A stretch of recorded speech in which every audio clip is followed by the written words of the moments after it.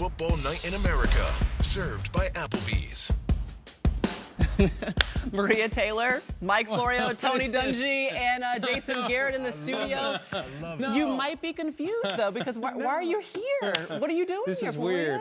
I have not actually put my hands on this desk in a very long time, but it's great to be here. We're actually happy to have you in studio. Yes, it's been fun, and that means that we get to do our Week 3 recap with everyone here in person, which is great because we had a bomb game. The game of the week for sure. Miami Dolphins taking on the Bills, walking away with the victory. Even though, Jason, if you looked at the stats and read the paper, you would say the Bills won this thing. How did the Dolphins get it? Well, the stat that I keep going back to is 90 plays for Buffalo, 39 for Miami. That's incredible. 500 yards, 215 yards. It was all about Josh Allen, and at the end of it, they might have been asking him to do too much. Credit Miami, finding different ways to win every week. We thought this was going to be a high-scoring affair. They won a low-scoring affair and made the plays when they needed to. They really did, and got some red zone stops at the right time. Josh Allen, though, mishandled spike that cost him 3 points at the end of the first half, missing a wide-open receiver for the game-winning touchdown. Just a couple of plays off.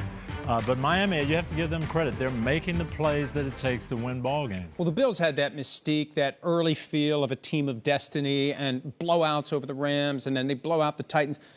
But they just felt like they were pressing. They felt like they were off. I think the heat was a major factor today, whether it was failure of planning by the training staff or the individual players. Too many guys with cramps, too many guys with heat issues, and that, I think, contributed to it. And credit to the Dolphins. They took the Bills' best punch, and they found a way to win. Don't get me wrong, though. Josh Allen was spectacular. Yeah. I mean, he played an incredible football game, but Miami came up big when they needed to at the end of the game. But you said it over and over again, like, is this offense too Josh Allen-centric? In what ways can they become more dynamic or diversify what they're doing on offense? I just feel like the best teams in football spread the burden around. They're good on offense, they're good on defense, they're good in the kicking game. It's not like, hey, we're relying on this unit. And then within those units, can they spread it around? And the obvious example is, can you run the ball better? Can you just take some of the heat off of him? He threw it 62 times today. Yeah. That's not easy in the NFL. And meanwhile, the Miami Dolphins, all they are is the only remaining unbeaten team in the AFC, which is thoroughly impressive considering their schedule and even the way they played against the Buffalo Bills. Let's talk about the Kansas City Chiefs now, because they went down to the Colts. Matt Ryan gets his first victory. It happens at a home game in the Colts uniform. Matty Ice was back, but the Chiefs also made a lot of mistakes in this one to hand over the game. Yeah, and this is what happens to the Chiefs from time to time, where it's just not their day, and they never seem to fully overcome it. You think they're going to, but there's just always this lingering sense that this is just one of those days where it doesn't work. And to their credit, they usually rebound from it. You're going to have these. They weren't going to win all 17 games. But still, this is one they should have had. And Travis Kelce took to Twitter after the game and basically said, it's on me. If I get the job done, we win this game, and next time I will. Well, he dropped the ball that he normally catches, but they were off, and they weren't finishing drives. They didn't have their field goal kicker, their regular kicker, Harrison Butker, so that cost them a few points. But, you know, I think Kansas City at times gets bored with just doing the little things and just running the ball in. Short yardage, red zone, they haven't been great. Yeah, and it's tricky because we talked about them the first couple of weeks, like, wow, they're so creative down in the red zone. They do all these amazing things. And, you know, this quarterback throws it underneath and throws it behind his back for all these plays. And then when it doesn't work out, you say, hey, what are they doing? The one thing about Kansas City, and Mike, you alluded to it, last year they struggled offensively for a while. Yep. And everybody was kind of off the Kansas City bandwagon. And then it was about week 11 or 12, and all of a sudden they start playing the way they play. So it's a little bit of a hiccup, usually much more explosive than this. Usually they finish better in the red zone than this. They didn't do it today, but I'm still betting on them, not against. You should have heard Coach Dungy all through last season. Remember, it was Kansas City. It's like they're just getting bored with the details. They're getting bored. But it proved it was a missed field goal, missed PAT, a muff punt turned into the Colts' first points. How do you rectify this going into your matchup against the Bucs in Week 4? Well, they have to really get back to those details, know that it's going to be tough, And I know what the Bucs are going to do. They're going to dare them to run the football. They're going to sit back with 4 deep guys, make them throw short passes, and see if they can have 12, 14-play drives. And it's going to take patience. Patience by the play caller, but also by the quarterback. And then when you get your chance, you got to cash in on it. And nobody's done that better than Kansas City. And they've also got to tell Chris Jones, watch what he says to Tom Brady. We still don't know. We don't know. What Chris Jones said. No one is saying what he said, but it drew a key foul. The drive was over. He had sacked Matt Ryan. It was done. They were getting the ball back. Instead, they throw the penalty. Coach, it extends the drive, and the Colts get the game-winning touchdown. Now, I have heard some bad stuff out on the field. If you threw a flag for every bad comment that someone made, you'd never be able to have a game. So I'm curious as to what he said also. Yeah, we're probably never going to find out, but ultimately the Colts walk away with that victory. But the Packers, they are able to hand the Bucs their first loss, and it was really the battle of the GOATs. It comes down to the last play of the game. What was your takeaway from this one, Mike? I just can't believe this Tampa Bay offense isn't doing more. And I know that Todd Bowles, the new coach, wanted to go heavier with the run game and play defense, but for Tom Brady to be averaging about 6.5 yards per attempt, that is very low by today's NFL standards. You're usually in the range of 7 or above if you're a functioning offense. They're scoring 17 a game. Last year they averaged 30, so they have to figure something out. And we know why. It's the injuries. It's no Mike Evans. They got to get more out of the rest of the offense, or this is going to continue. Playing against Brady for years and years and years, just precision, timing, chemistry, and he doesn't have that now. New receivers and missing 11 days of training camp. So his first year there, we expected the offense to take off when he got there, and it took 8-9 weeks for them to get going. They're in that mode right now. Precision, timing, chemistry equals trust. And you need to have trust as a quarterback. And Tom Brady, he's going to throw the ball to the guys he trusts. Now, a lot of the guys he trusts were over on the sidelines. Cole Beasley showed up on Wednesday. First critical third down of the game, he's throwing the ball to Cole Beasley. So it takes time. And again, it's a little bit like the Kansas City explanation. It's a long year. They're going to have some ups and downs. When those guys come back, I'm betting on the Bucs. Yeah, it's a little bit rare for the second straight week. We're seeing a Tom Brady-led offense not getting a touchdown until the fourth quarter, being held out of the end zone for that long. But we'll see if they can get that rectified against the Chiefs. All right, now time for our quick hits. So we'll start with you, Mike Florio. Jaguars go 2-1 in September with wins over the Colts and Chargers. It's amazing to me. I mean, they were first place in the division. And I know it's a weak division, but they look so much better. And I go back to Week 18 last year when they beat the Colts to keep Indianapolis out of the playoffs in a game that meant nothing at all to the Jaguars. That was kind of when Trevor Lawrence came of age.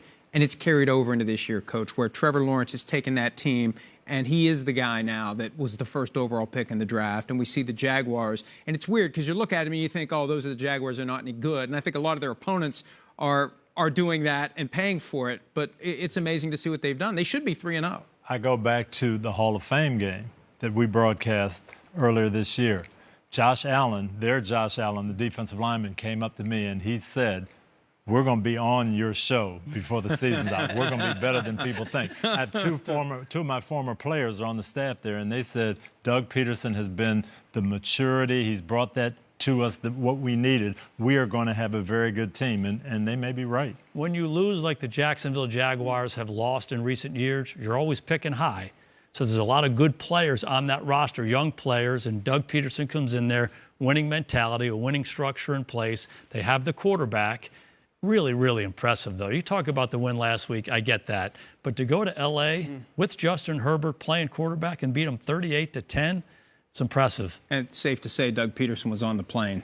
Back to Florida. He didn't stay in L.A. He didn't stay in L.A. for a day. And the other thing Coach Peterson does, though, he knows how to tailor an offense to a quarterback's strength. We saw him do that with Carson Wentz and with Nick Foles. And he's going to do the same thing with Trevor Lawrence. He is going to dial up the things that Lawrence is good at. And Lawrence has a lot of strengths to dial up, and we see that. His movement has been outstanding. Throwing from the pocket continues to get better.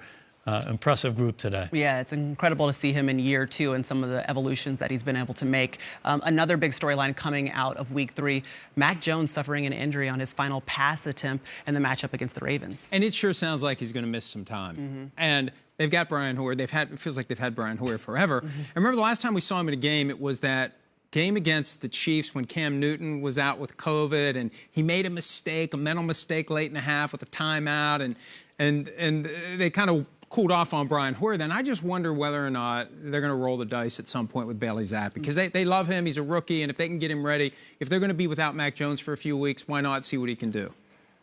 You know, I have to say I have to question this coaching staff. In the past, I wouldn't worry about it. I saw Bill Belichick dial up winning formula for Matt Castle, Jacoby Brissett, Jimmy Garoppolo, you know, whoever they put in there, hey, we're going to do something to accentuate what these guys do well. I don't know if it's going to happen that quickly now. I know there's a lot of optimism about Bailey Zappi, but I think the answer is Hoyer first. He's been with them for so many years. He leaves, he comes back, he leaves, he comes back. They love him. He knows the system better than anybody there. So I think he gives them the best chance. I don't think he's the long-term answer. For their sake, hopefully Matt gets back here quickly, because they have a lot invested in him, and they've really directed the entire offense around him. Mm-hmm. He really was in agony, though. The pictures of, you can just see it on his face. They carried him into the locker room. So it's hard to think he's not going to miss some time. Yeah, he immediately grabbed that left ankle, and he clearly couldn't put any pressure on it at all. We finally saw a couple of teams get up off the mat, get their first win. The Titans and the Bengals, Jason, finally get one. Which one impressed you the most? Oh, I think the Titans win impressed me more. It was at home, but Las Vegas is a good team, and they won 10 games last year. They went to the playoffs. They were 0-2 coming into the game, but that was a must-win for two contending teams early on in the season. You don't want to go 0-3 in the year 2022 in the NFL. There's a lot of noise and racket that you got to deal with all week long, and Tennessee stepped up. They played the game they want to play. They threw it 27 times. They ran it 27 times. They handed it to the big guy. They threw it to the big guy. They took pressure off the quarterback. That's how they want to play. They played from ahead. That's their formula. Yeah, I agree with you. I think Tennessee got back to doing what we think they need to do to win. They look like themselves. Cincinnati, on the other hand, they won the game, but it was still Joe Burrow running around. You mentioned you thought he was looking at the rush. I thought the same thing. You know, they still have to show me something and do it again, I guess. And it was important for both of those teams to get wins, because the AFC is so loaded. You get to 3 losses, 4 losses. You get to a point where you got to run the table before November 1st if you get into a deep hole, and now the Raiders need one. In their first 6 games this year, I remember looking at that schedule saying they are going to be tested, and it is going to be hard to win a game, and it's only going to get harder and harder. They're going to feel more pressure as the weeks go by. All right, let's talk about the Eagles. Fly, Eagles, fly. They're sitting at 3-0, coming off a win against Washington. I mean, are they the best team in the NFL? Like, am I confused? They're the undefeated squad, Coach? What do you think? I don't know that they're the best team in the NFL, but they've got some things going that make them very tough to play. They can run the ball. You've got to stop the quarterback from running. You've got to load that box up. And when you do that, now they have dynamic outside receivers that can hurt you. They've got people who can put pressure on the defensive line. So when they get ahead, they're very, very tough. They're playing great right now. Yeah, I think you described it perfectly. Are they the best? Who knows if they're the best? They might be the most complete. They run it. They run it different ways. They throw it. They rush the passer, 9 sacks today. They can cover on the back end. They got guys who can cover all over the place. So they're a tough out. I mean, it's hard to move the ball on them. It's hard to get anything going. And then here they come. Run it, run it, run it. You load the box. They got playmakers outside. So they're playing awfully well. I think they are the best team, Coach. Ooh, I like it. I mean, it's down to them and the Dolphins. And what a great storyline that the 2 quarterbacks who are at Alabama, and such a different vibe. Yeah. For Jalen Hurts, the sense was, they're behind him, and they're adding weapons to make him better. With Tua, the sense was, okay, they're eliminating all the excuses, so if he fails this year, it's on him. But now they're both undefeated, and it would be great if they would cross paths sooner rather than later, because I think they're the 2 best teams right now. It may be, for me, the Dolphins a little bit better than the Eagles, but I think they're the 2 best teams right now. All right, well, I'm going with you guys. The 2 best teams, Miami Dolphins and Philadelphia Eagles. The only question I have less is, Mike Florio, are you going to come back to the studio next week, or over, under? How many shows are you going to do in studio? Week, and, that's true. And so Coach won't be here next week, Okay. so I'll be back. I will be back. Over, under how many shows in the studio? 2.5 this year. Oh, I'm going over. I'm going over. I'm going to take the over. He does bring some juice, though, doesn't does. he? I know. Great to have him, man. Magnetism. Well, thanks for joining us on the recap. Mike Florio does, in fact, have legs. That could bring him into the studio. We hope to see you next week on Football Night in America. We'll get you set for your Week 4 matchup between the Chiefs and the Buccaneers at 7 o'clock Eastern.